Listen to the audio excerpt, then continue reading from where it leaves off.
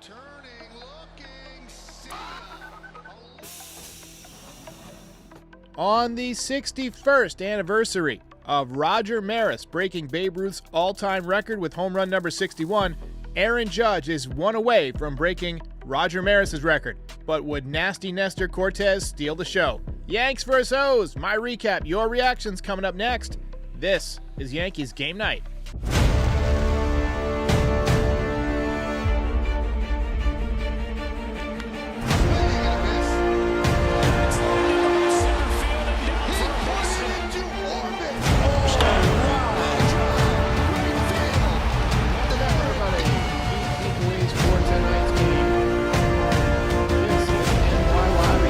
It's just a reaction. Goodness gracious! This is Yankees Game Night.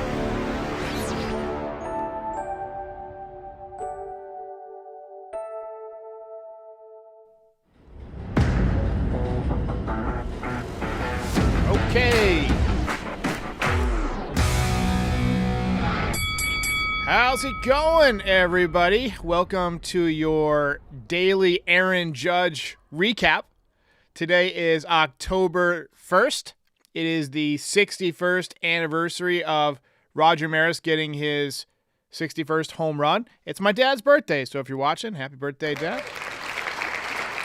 I thought we might get the dinger today. I really felt like they were going to pitch to him. The season is essentially over, but he still didn't get a ton of stuff to hit. Still a very good day for the Yankees today. They won their 97th game of the season. I think every single one of us would have signed up for that before the season. And just imagine if they didn't go 10-18 in August. If they had just played 500 ball in August, we'd have 100 wins at this point. And that's frustrating. Nestor Cortez was just phenomenal today. Just absolutely phenomenal. Final start of the season. 12 strikeouts. Just one hit allowed. Domination start to finish. Why wait? Let's give him the belt. Let's go. Belt winner. He earned it. Earned it. Just a completely dominating performance. Daily Judge recap. Hit by a pitch in the first inning. Barely got a piece of him. Walked in the second inning. Struck out swinging in the fourth inning. Looked like he was a little bit over anxious there. Walked in the seventh inning and then struck out on a pretty hittable pitch in the eighth inning. I thought the eighth inning was the pitch in which he got the most hittable pitches to hit. The crowd, they were giving the Orioles pitchers, all they could handle. They were taking him out to the woodshed. But to be fair, they threw him some pitches over the plate in the seventh. He just fouled them off. He had a couple of fastballs away that were pretty much belt high that he could have taken over the right field wall. And they were pitching him away all day.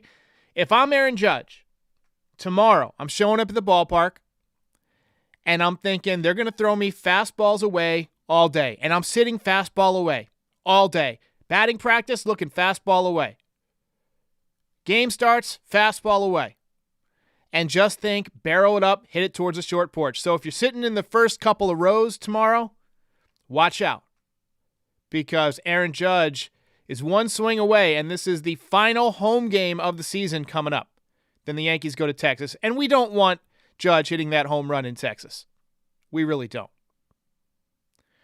So final home, that would be baseball. That would be just such a baseball moment. Final at bat, maybe, of his final home game. How about a walk-off? That would be dope. Someone get the weather forecast for tomorrow. I heard it's supposed to rain. Nestor Cortez got off to a fast start, struck out the side in the first inning. You knew he was going to be dealing at that point. And then Yankees offense got off to an even better start.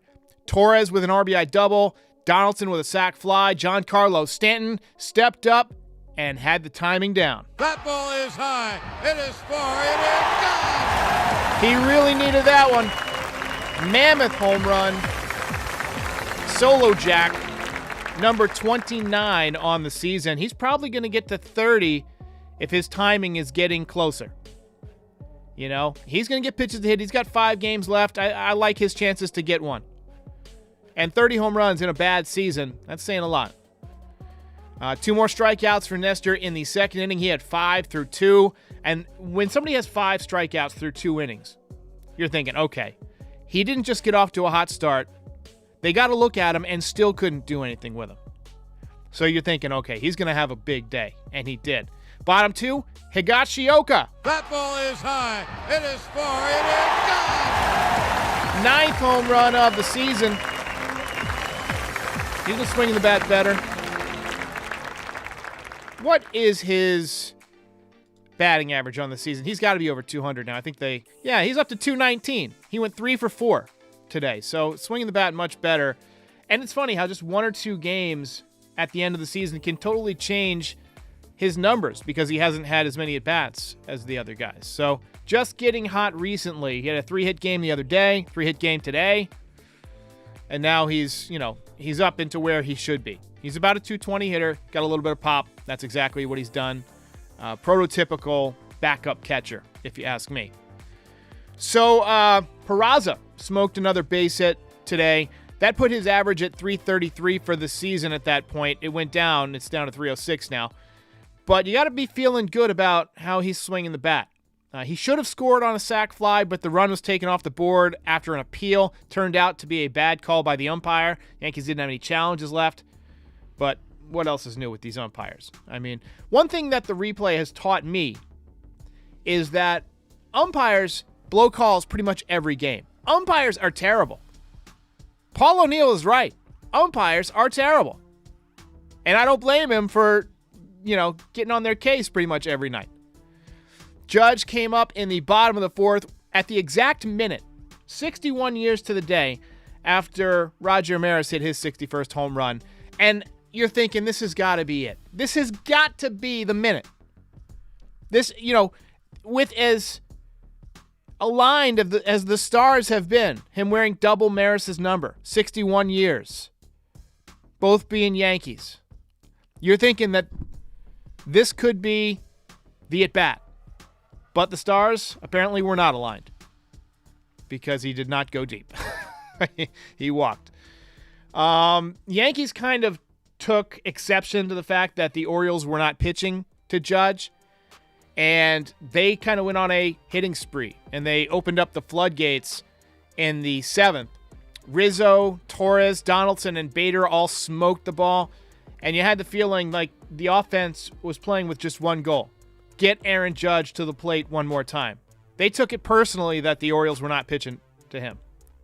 And they got him another at-bat, but he struck out. Nestor Cortez, final line, 7 1/3, 1 hit, no runs, 12 strikeouts. Now 12-4 on the season with a 2.44 ERA. Unbelievable. And he's lined up as the number 2 starter to get 2 starts, including a critical Game 5 in the division series. So hopefully we won't need it. We'll wrap up in 3. But if so, it's good to know that Nestor will be on the mound. I trust him. Yankees win their 97th. Ball game over. Yankees win. Yankees win.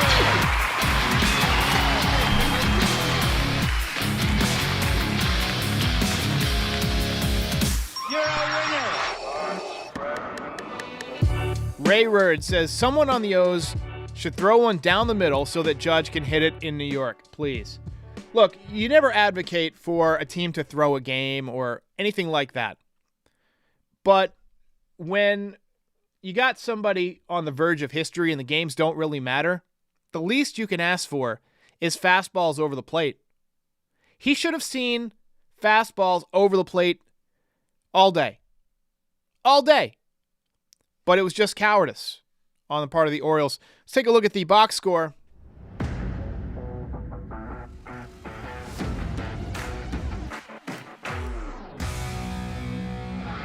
So, as I mentioned, the Yankees have 97 wins now, just 60 losses. Cortez gets his 12th victory of the season.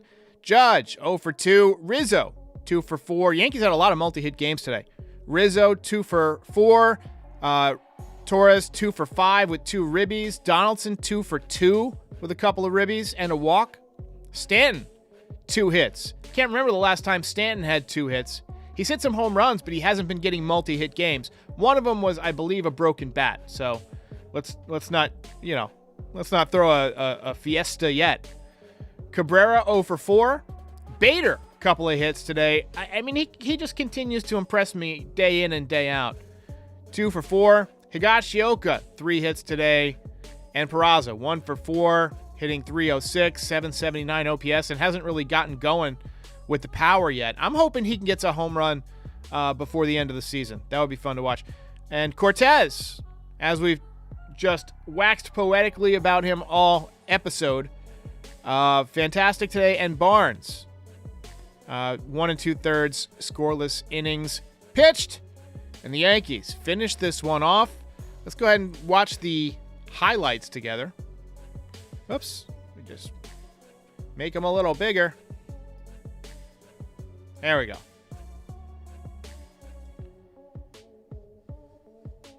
Been doing this more often lately. Cortez with the slide piece there in the first inning, 75. And he was just dealing with that slider all day. See the grip kind of froze for a second on the replay so that they can see those seams. There's another, it looked like a cutter up above the zone, 88 miles an hour for the strikeout. And then dropping down sidearm and getting the pinpoint fastball 91 on the outside corner. This is Glaber going to the gap, burning the outfield. And he's got more line drives in the past couple of weeks than he's got the rest of the season. He's hit for some power this year, but the line drives are coming much more frequently lately. Nice catch out there in right field. Ended up being a sac fly. And then Giancarlo, no si può stopparlo, deep into the left field bleachers. Massive shot. Lori C says Ohtani has signed next year for $30 million, avoiding arbitration. Here's the home run by Higgy. This one about 3 or 4 rows deep into the bleachers. Nice shot by him. Just barrels up that hanging slider. And here's the funky delivery from Nestor to get the strikeout. 94 miles an hour out over the plate. Base hit for Donaldson. Rizzo getting love in the dugout. And then Bader scorching one to left field. Nice outing for the Yankees.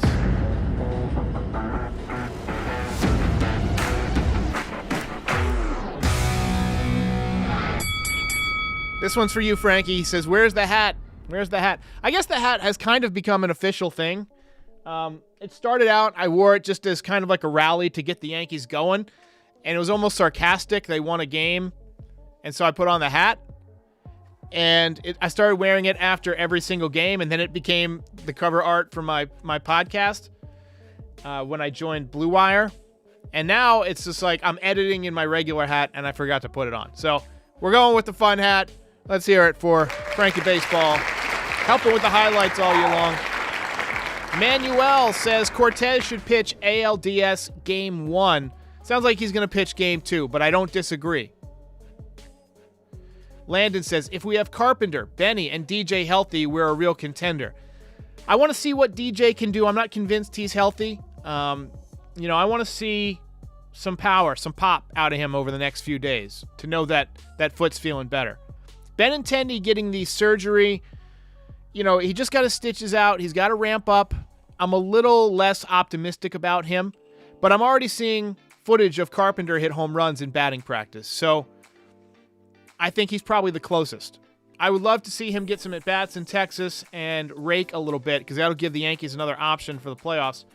Giancarlo, we talked about the other day how when Bader got here and Oswaldo Cabrera came here and Peraza came here, some of the guys who had been underperforming started to perform better. Aaron Hicks, IKF. Maybe Carpenter coming back just in time for the playoffs. Stanton was hitting 150 for the last 2 months. Maybe that's just enough incentive to think, hey, you know what? If I don't get it frickin' going right now, I could lose some at-bats. So whoever had that point the other night was definitely onto something. Frankie says Nestor with the 11th belt of the year. Or 11th belt ever and 8th of the year. Sorry. And Dr. Hitskins, with his medical analysis, says Benny won't be ready. I kind of agree. I've been saying this all along. If you can get him back for the ALCS, that would be ideal. Win the ALDS with what you've got. Get him ready. And if you can get him back by Game 5 or Game 6 of the ALCS, even if you need to have somebody fake a hamstring injury to go off the roster so you could bring him on, then do it. Because if you're playing the Astros, you need a left-handed contact hitter. I'm a little bit worried that, aside from having surgery and, trying to rehab from all that, he's not really going to have a ton of at-bats. The minor league seasons are over. He's not going to have a chance to rehab. He's going to have to go down to Tampa to extended spring training. They might be able to carry him with the team so he can take batting practice with the team. I'm sure that he's staying in shape. I mean, the outfield doesn't require your hamate bone that much. I mean, you catch the ball at the web of your glove. I suppose if you dive for a ball or something, you could open a wound or whatever. But you just got to get his swing ready, and getting comfortable swinging after the surgery, feeling comfortable that you're not going to re-injure it, that the skin is healed, getting the reps. If I were him, and I was told I could hit, I would hit 50 at-bats a day. I would hire off the Craigslist some ex-minor league pitcher to come to my batting cage and just throw me 50 at-bats. Throw me 100 pitches a day, every day, for the next few weeks. But I would love to have him back. But I'm not super optimistic. Landon C says, do we even want Montas healthy? That's tough. That's a tough one. Look, you never want anybody to not be healthy, first of all. But Montas was garbage. I mean, he pitched terribly. So I don't blame you for saying that. I don't think we're going to see Montas again this year. We're definitely not going to see Zach Britton again this year. Jeffrey says, who does Carpenter replace, Marwin? And I think you are right on the money.